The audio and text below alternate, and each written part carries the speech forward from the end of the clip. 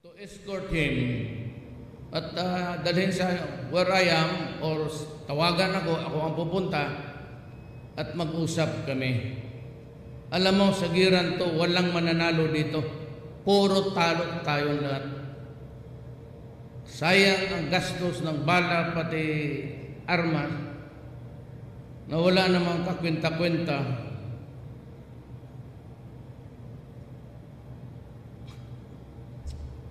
At may mga tao na ayaw, they don't give maski kunting pag-asa lang na magkaroon tayo ng kapayapaan. I do not have any problem with Noor. We are agreed in principle na mag-usap para to resolve the conflict, the history of Mindanao. Wala rin akong problema sa MI. Pero may problema ako sa Abu Sayyaf because they are terrorists. And they kill buta ng ulo, sa harap ng mundo, civilian o sundalo. You know, I hate to say this. Ang lola ko, Maranao, Murok. Kaya ako every time ang bakbakan, Malanaw man o dito, nasasaktan talaga ako. In the olden times, yung kwento ng aming mga minuno, na di Tausug warrior is an honorable man.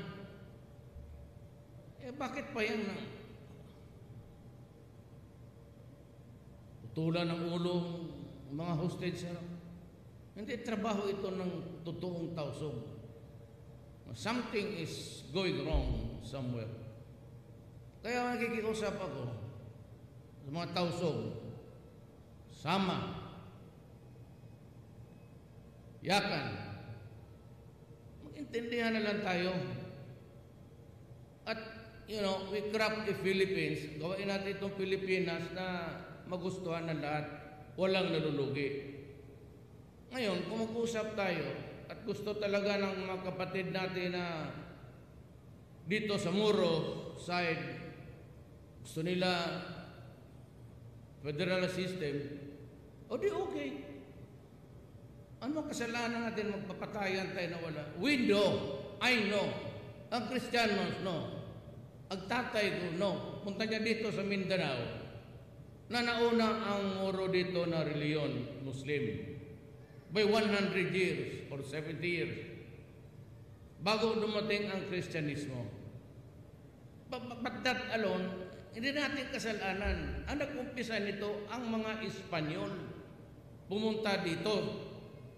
1571, they landed in Leyte, bringing a religion, Christians.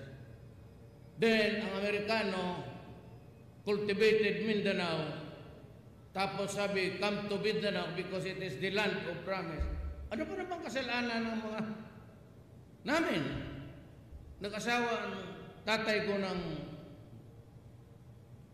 Lady Muro. Malay ko kasalanan ko sa mga Espanyol dito na hindi man namin alam na ganito ang sitwasyon. Bakit tayo magpapatayo? Di magkwintuhan na lang tayo. Of course, ngayon alam na namin. Kaya ako, kung tanong ngayon naman ako Bisaya. Kung hindi talaga ako nakatira ng Cebu kailanman. Lanao pa, sandali. So, pakiusap ko lang sa lahat, mga Abu Sayyaf. Putulan ninyo ng ulo. Ano ba? Ikaw kung warrior ka, isang bala lang. Kaya sabi ko sa mga sundalo, huwag ninyong gawin ng parakrakan niyang muka, sirain ang katawan. For what? You think Allah would be happy to see you do that? In the name of Allah, you kill. Tapos, unnecessarily, you mutilate the body of a human being. Napaka-ano naman, kasi noon ang kwento, yung mga Tausug is, pag nag-break ka ng word of honor, patayan yan. Pero it has deteriorated into some kind of cannibalism. Kaya ang order ko sundalo isang bala, pag natumba na, wag mong aksayan ang panahon, wag mong sayangin yung bala.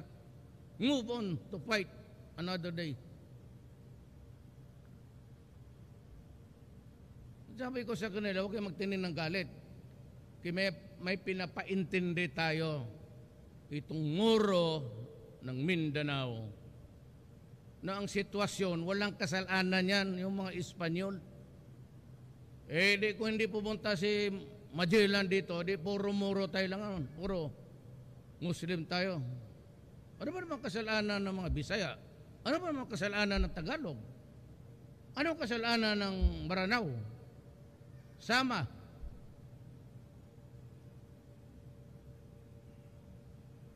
Sana maintindihan nila yan. Ako, ayaw ko talagang, every time may makita ako kay Abu Sayyaf, nasasaktan ako. Totoo lang.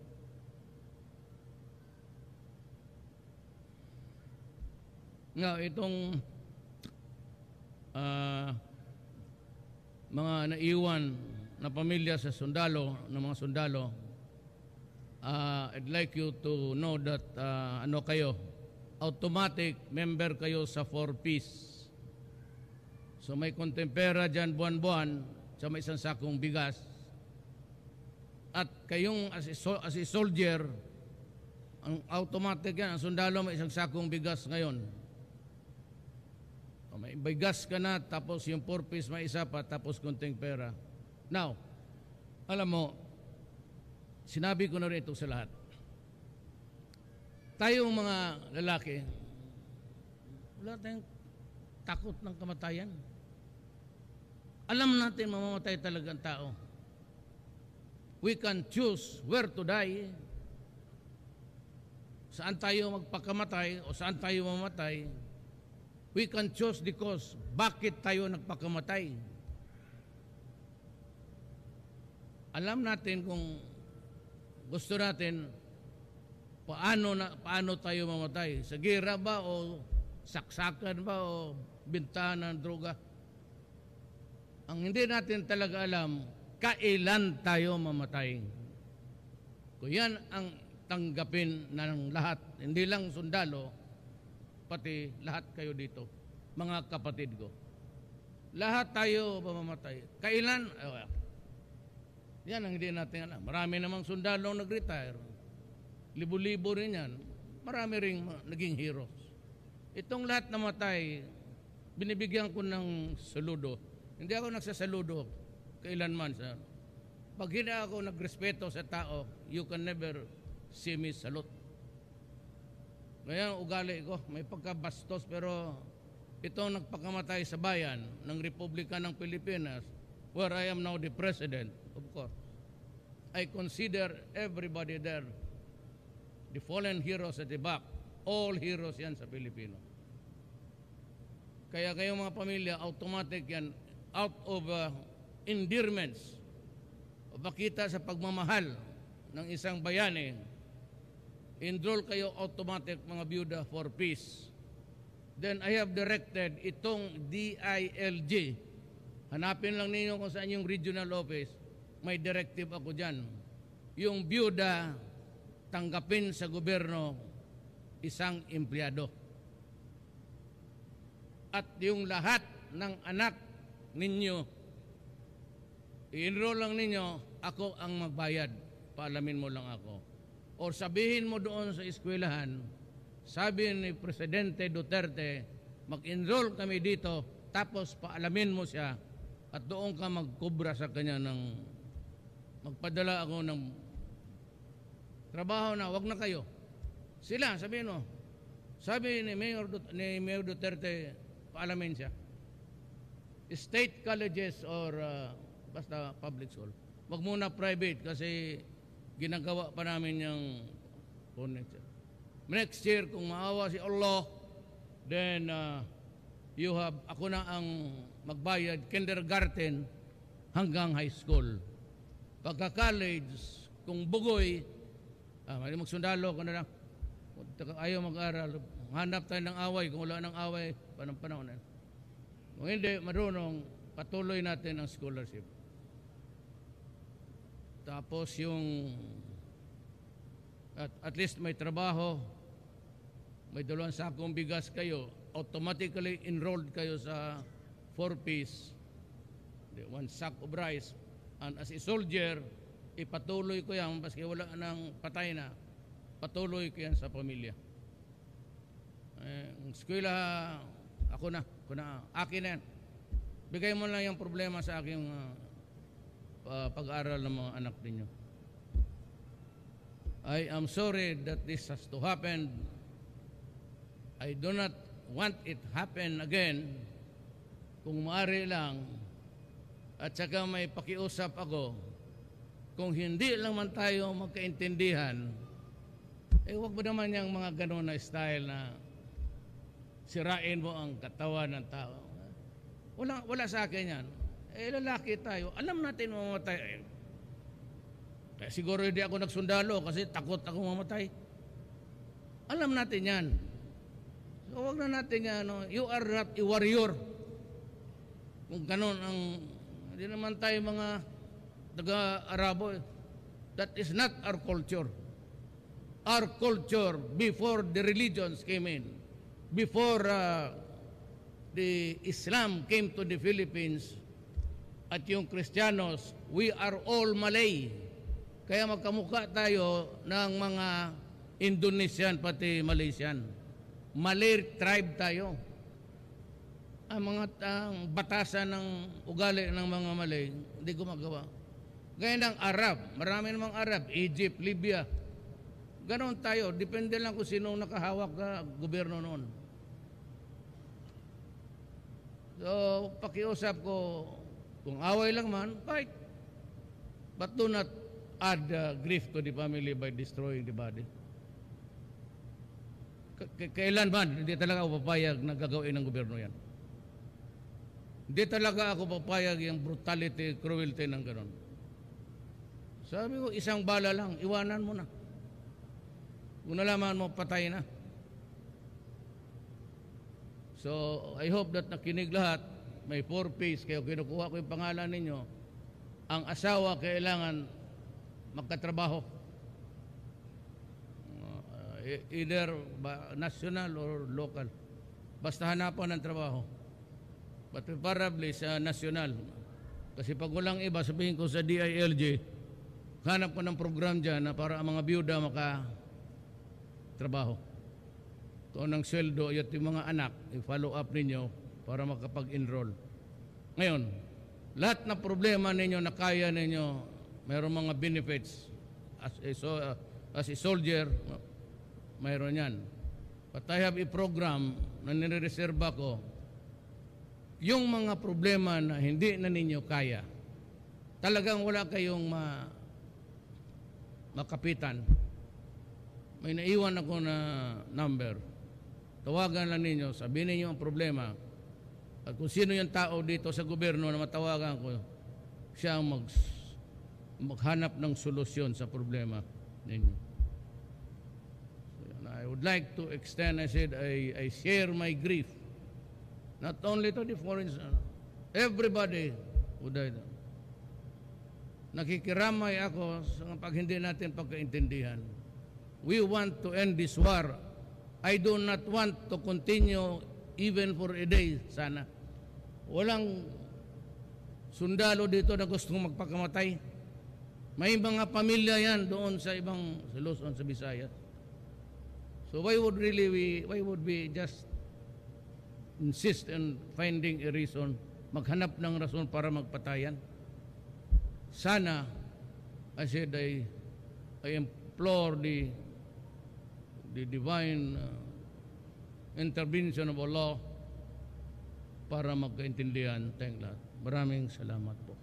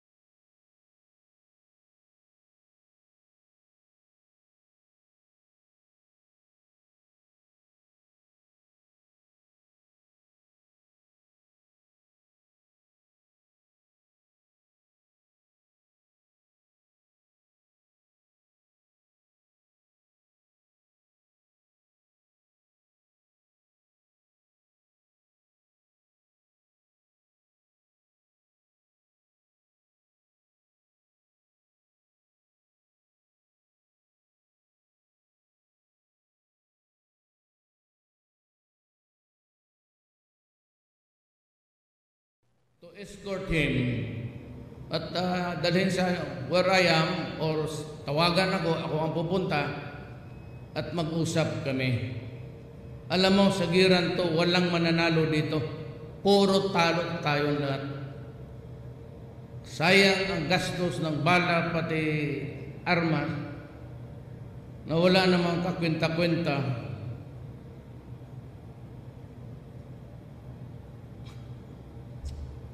At may mga tao na ayaw, they don't give maski kunting pag-asa lang na magkaroon tayo ng kapayapaan. I do not have any problem with Noor. We are agreed in principle na mag-usap para to resolve the conflict, the history of Mindanao. Wala rin akong problema sa MI. Pero may problema ako sa Abu Sayyaf because they are terrorists. And they kill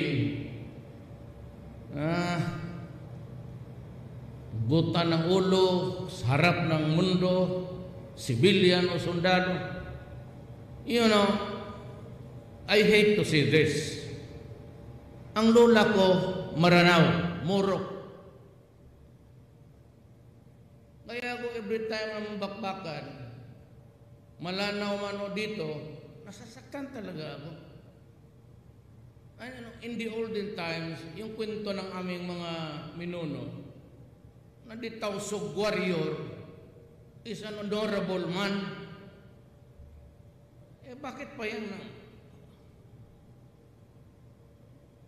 tutulan ng ulo mga hostage? Hindi trabaho ito ng totoong Tausug. Something is going wrong somewhere. Kaya nakikiusap ako sa mga Tausug, sama, yakan, mag-intindihan na lang tayo. At, we craft the Philippines, gawain natin itong Pilipinas na magustuhan ng lahat, walang nalulugi. Ngayon, kung mag-usap tayo, at gusto talaga ng mga kapatid natin na dito sa Muro side, gusto nila federal system, o di okay. Ano kasalanan natin magpapatayan tayo na wala? We know, I know. Ang Kristiyanos, no. Ang tatay ko, no. Punta niya dito sa Mindanao, na nauna ang Muro dito na reliyon, Muslim. By 100 years or 70 years bago dumating ang Kristyanismo.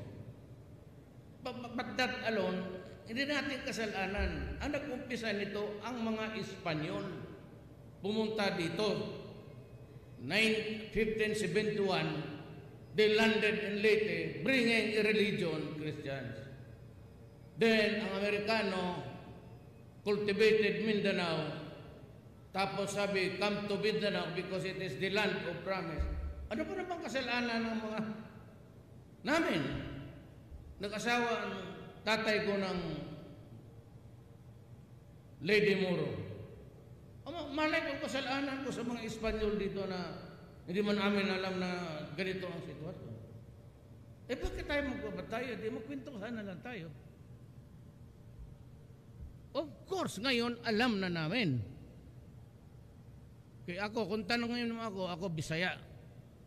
O hindi talaga ako nakatira ng Cebu kailanman.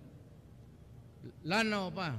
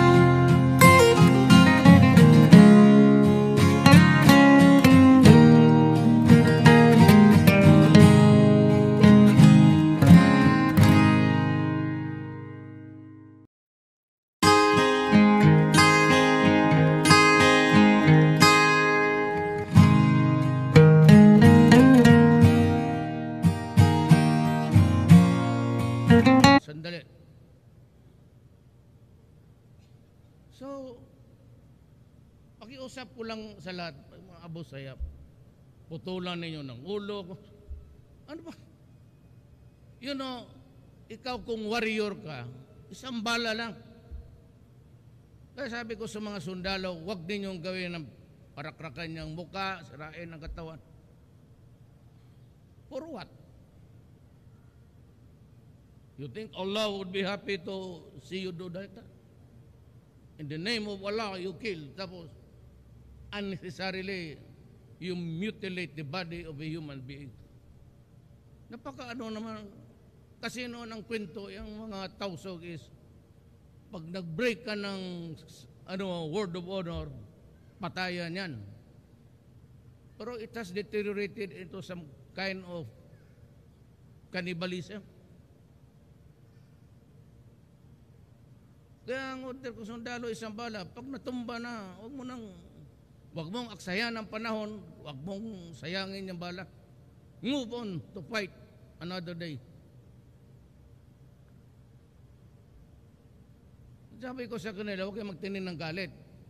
Kaya may pinapaintindi tayo itong muro ng Mindanao na ang sitwasyon, walang kasalanan yan, yung mga Espanyol. Kung hindi pumunta si Magellan dito, puro muro tayo lang, puro Muslim tayo. Ano ba naman kasalanan ng mga Bisaya? Ano ba naman kasalanan ng Tagalog? Ano kasalanan ng Maranao?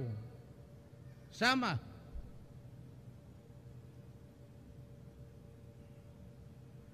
Sana maintindihan nila yan. Ako, ayaw ko talagang, every time may makita ako kay Abu Sayyaf, nasasaktan ako. Totoo lang.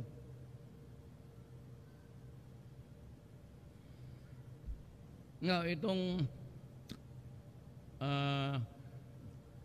mga naiwan na pamilya sa sundalo, ng mga sundalo, I'd like you to know that kayo, automatic member kayo sa 4Ps. So may konting pera dyan buwan-buwan sa may isang sakong bigas. At kayong as a soldier, ang automatic yan, ang sundalo may isang sakong bigas ngayon. O, may bigas ka na, tapos yung 4 piece may isa pa, tapos konting pera. Now, alam mo, sinabi ko na rin ito sa lahat. Tayong mga lalaki, wala tayong takot ng kamatayan.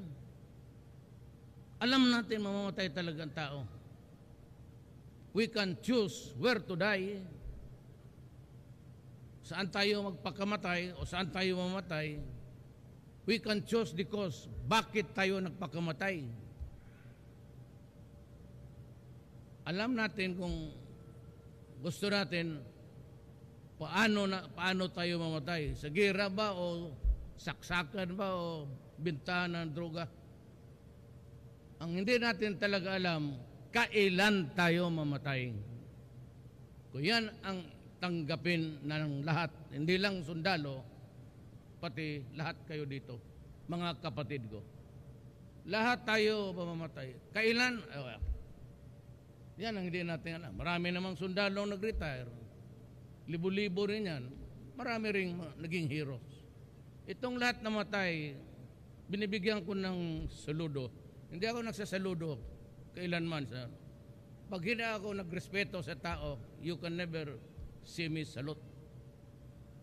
Ngayon, ugali ko, may pagkabastos, pero itong nagpakamatay sa bayan ng Republika ng Pilipinas, where I am now the president, of course, I consider everybody there, the fallen heroes at the back, all heroes yan sa Pilipino. Kaya kayong mga pamilya, automatic yan, out of endearments, o pakita sa pagmamahal ng isang bayani, enroll kayo automatic mga byuda for peace. Then I have directed itong DILG. Hanapin lang ninyo kung saan yung regional office. May directive ako dyan.